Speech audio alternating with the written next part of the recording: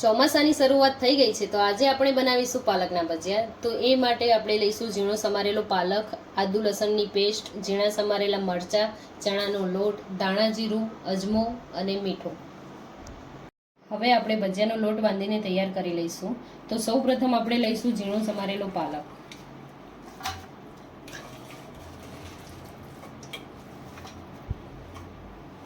ત્યાર પછી લઈશું આદુ લસણની પેસ્ટ, પછી લઈશું આપણે ઝીણા સમારેલા મરચાં,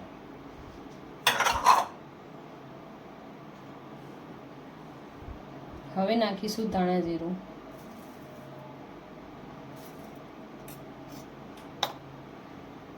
થોડું નાખીશું અજમો।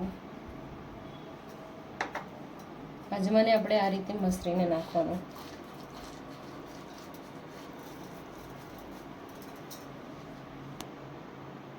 હવે નાખીશું ચણાનો લોટ,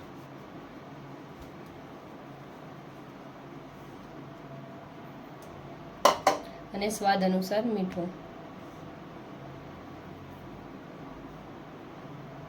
હવે આપણે આ બધું મિશ્રણ મિક્સ કરી દઈશું।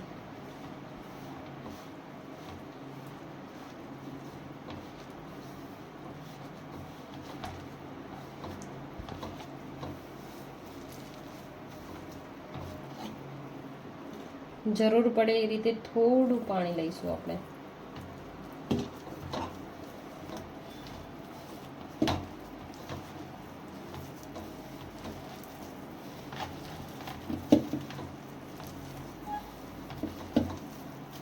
લોટ બંધાઈને તૈયાર થઈ ગયો છે। હવે આપણે એની અંદર નાખીશું 2 થી 3 ચમચી તેલ, જેનાથી આપણા ભજીયા પોચા રૂ જેવા સરસ થશે।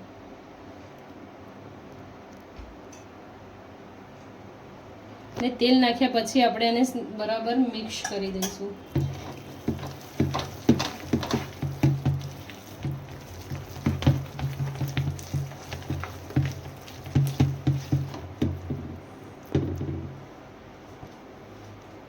અને હવે આપણે મિશ્રણને 5 મિનિટ રેસ્ટ થવા મૂકી દઈશું।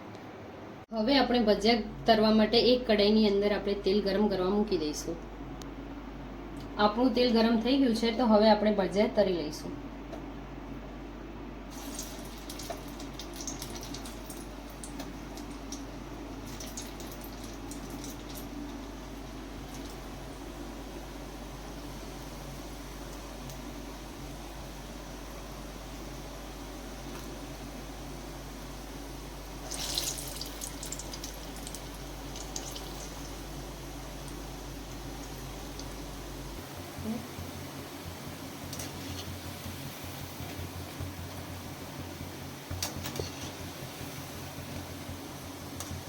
આપણે એને વચ્ચે વચ્ચે આવી રીતે હલાવીશું, જેથી ભજીયા બે સાઈડ સરખી રીતે તળાઈ જાય।